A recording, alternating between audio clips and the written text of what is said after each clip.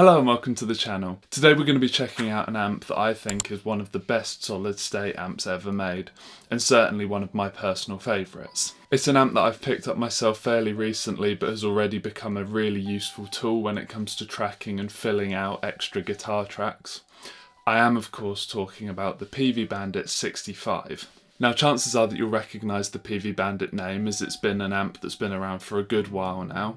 Obviously it's made by Peavey, and it may be better known from its later models where they've dropped the number of the wattage and it's part of the Trans Tube series. But the one I have here is an early one. This is the Solo Series 65. Obviously the 65 referring to the wattage, and this is pre-Trans Tube from Peavey. Now you will sometimes see these online referred to as the Mark I Bandits, although technically this isn't the first Bandit, as there was a model prior to this that was only made for a year or two that was just called the Bandit, but those are fairly rare and hard to come by.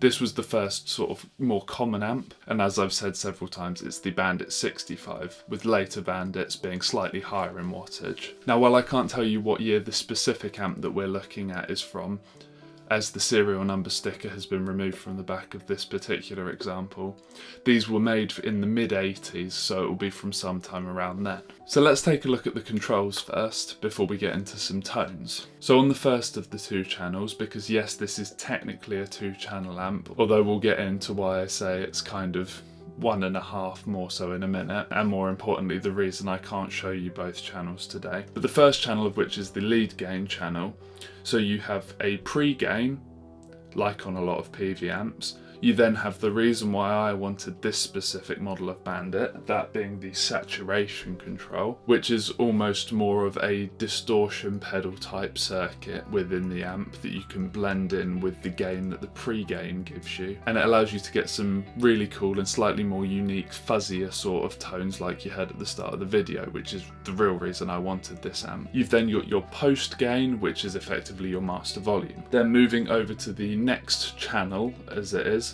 you've also got the normal gain, which is also labelled pre and does effectively the same thing as the pre-gain from the lead gain channel, except it will always stay clean and works a bit more like a master volume. Both of these knobs labelled pre are also push-pull, so you can pull them out and that activates a slightly brighter mode. Then moving on, as is with most amps, you've got an equalization section, so low, middle and high. The high control also featuring a pull-out knob, and this switches you into the thick setting, which effectively cancels out the EQ section and just gives you a nice big wide sound with a bit of a scooped feel to it. As part of the EQ, you've also got a presence control, and then finally you have a master reverb. On the back of the amp you have got an effects loop as well as the foot switch in, which brings me a little bit onto the thing with the two channels. As on this particular model that I have, the foot switch channel doesn't seem to work, or at least won't play ball with any foot switch that I have available to me at the moment. I'm going to have to see if I can get my hands on a proper Peavey switch just to see if that's the distinction, but with the foot switches I have available from my other amps it doesn't seem to be working, so I can't show you the normal gain channel at the moment. But as far as I'm aware, it's a very clean channel that has a very similar characteristic to when you run the lead gain channel clean, so you're not missing much there. But as you can probably tell from what I've just said, I don't know whether it was an oversight or a design choice or what from Peavey, but on this particular amp, unlike with later Bandits, you don't have channel switching capability unless you have the foot switch, which for me doesn't really bother me too much, as that lead gain channel is the one that I was after, but just especially looking from a more modern amp design point of view is a bit of a weird one. But that's a look at the controls, so let's hear how it sounds. Everything you're hearing today is once again my Gretsch G2655 with Modotron, Filtertron style humbuckers in it, and that's because I find that this amp pairs really nicely with a lower output humbucker that doesn't push it quite as hard. It just means that those distorted tones, especially when you've got the saturation control dialed in, really get nice and fuzzy and sort of wall of sound and a bit woolly, which personally I absolutely love. If you push it with some higher output pickups, it will do more of a traditional sort of crunchier overdrive sound too. But let's check out some tones. So I've now returned to the EQ all back to 12 o'clock, and to start off with, I'm going to take out the saturation and put the pre-gain at about 9 o'clock, just so we start off with some nice clean tones. I should say at this point as well that both of the pull-out controls for both the bright controls and the thick controls are all in, so disengaged. For the clean tones, we'll go over to the neck pickup, and that sounds something like this.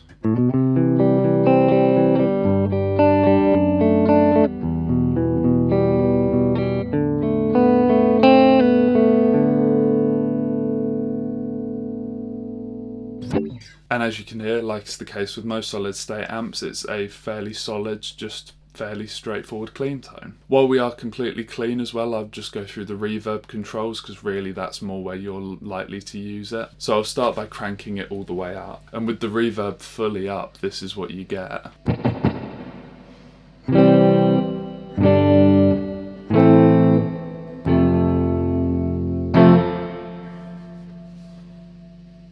I think for a spring reverb that's really quite deep and, you know, getting into sort of almost hall territory, which surprised me. So I'll dial the reverb back now, and then I'm going to use the pre-gain now to dial in a little bit more of a crunch tone. So still on the neck pickup, but now with the pre-gain at about 12 o'clock, you get something more like this.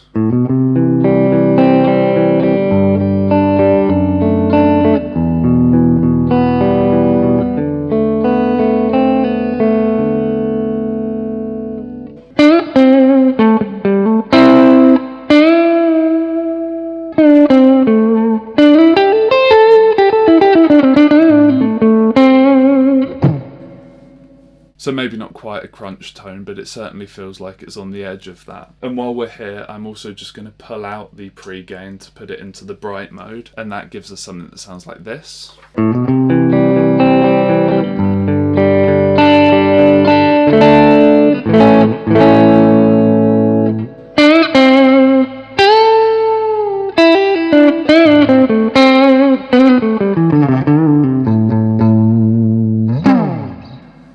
So as you can hear, it's just like a bright switch on most amps. It just gives you a bit of a lift in that top end.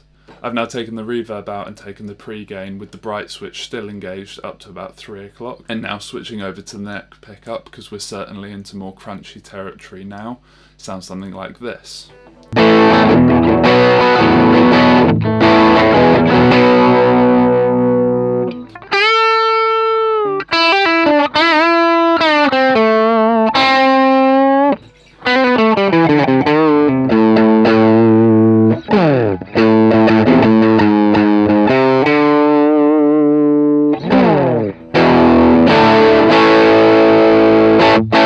So a really cool crunch, and then if we push it firmly into sort of an overdrive sound by putting the pre-gain all the way up, that sounds like this.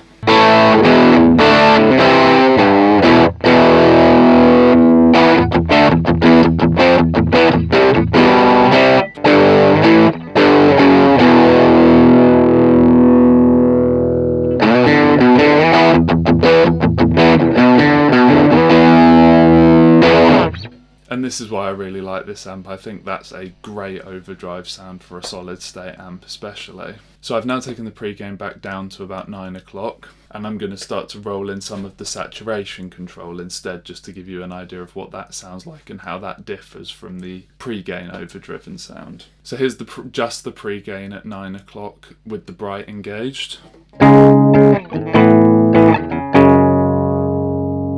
Then dialing in the saturation with it to 9 o'clock.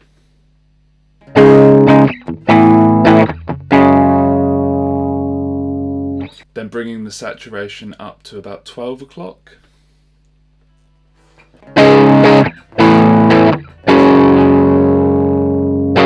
Then taking the saturation up to about 9 o'clock.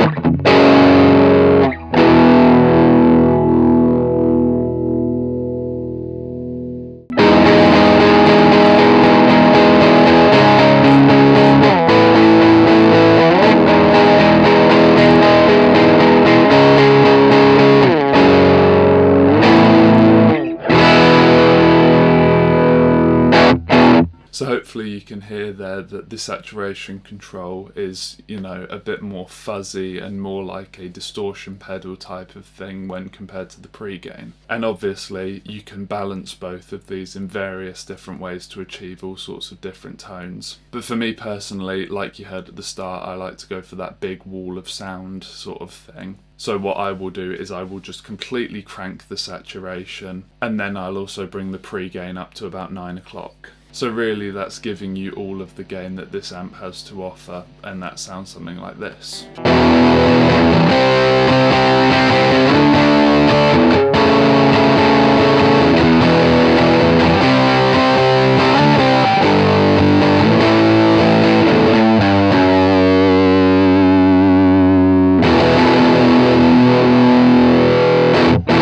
Now I find that to be a really good tone to sort of fill out with other guitar track if you're going for that more sort of slightly shoegazy, grungy, big wall of sound, thick guitar thing. And that's what I've been using it for, and that's why I bought this amp. That saturation circuit really gives you something that you can't necessarily get even with a pedal and a tube amp, for example. So it's a great tool with what I consider to be a more of a unique sound. Now the last thing I want to do just very quickly is in these videos with amps I always like to just see how they take pedals as well, especially with solid state amps because it can be very hit or miss.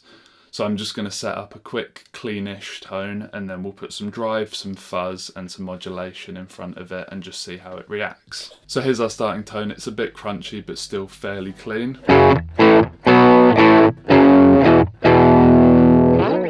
And now with the Noble's ODR1 in front of it, it sounds something like this.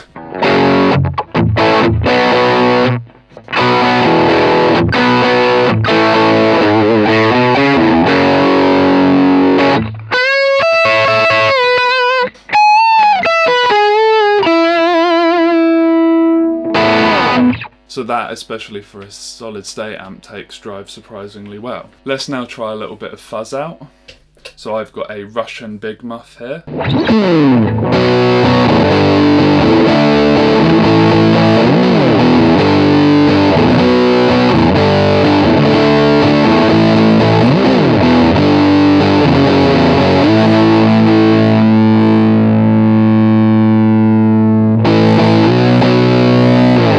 And that, I think, sounds even better. I think this amp is very much suited to sort of slightly fuzzier tones, and maybe that has something to do with the speaker in it. And by the way, that speaker is still the original Scorpion, so it hasn't been modified or anything. So this is what an off-the-shelf amp should sound like. And the final thing I want to try is just a bit of good old Phase 90, which is really my go-to modulation just to spice up cleaner sections. And on the neck pickup, that sounds something like this.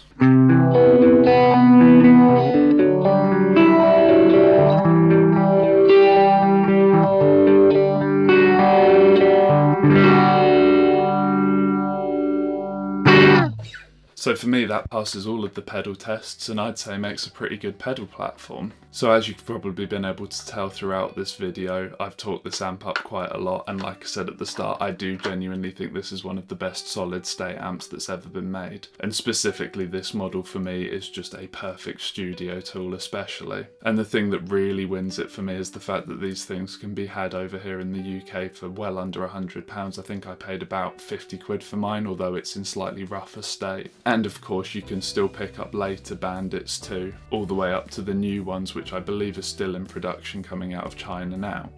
But for me these mid-80s ones are the peak. Although there are a lot of people out there, and I'm sure people who will no doubt tell me in the comments, that they swear by a different one, maybe one of the latest trans tubes or whatever, and perhaps ones that have the super sat circuit rather than the saturation circuit, which gives you that bit more gain and that people like for things like hardcore and metal a bit more. But that just about does it for today from me with this amp.